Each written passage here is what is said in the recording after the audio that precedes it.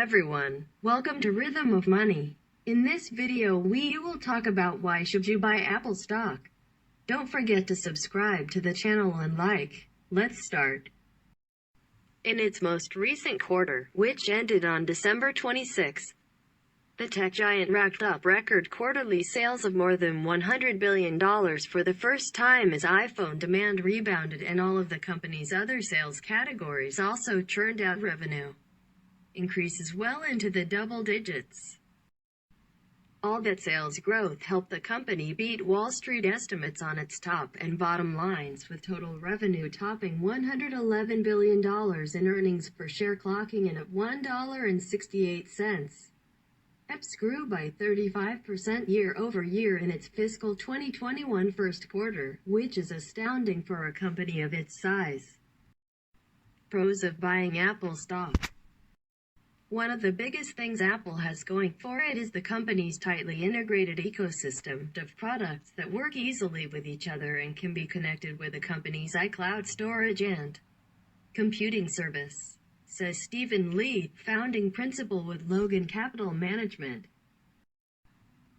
All those devices and technology working together help differentiate Apple from other companies that are more focused on a single type of product such as smartphones or computers but may not control the software experience like Apple does or have its range of accessories, he says.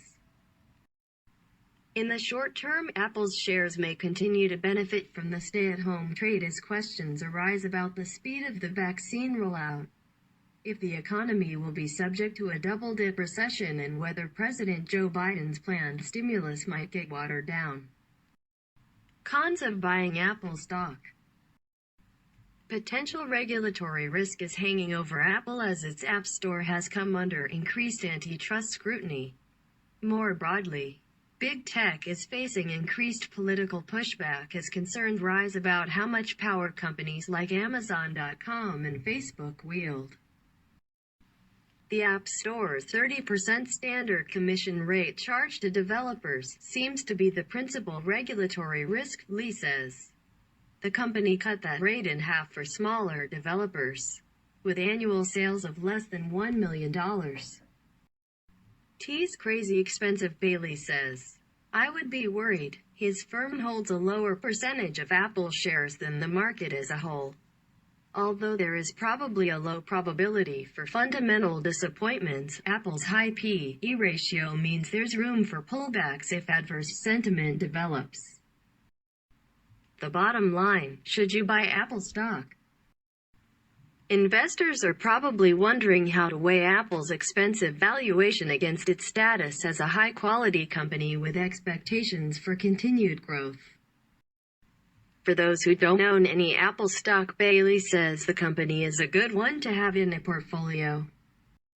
But for those who own a lot of the stock and don't have any Microsoft, he suggests swapping out some AAPL shares for some of MSFT.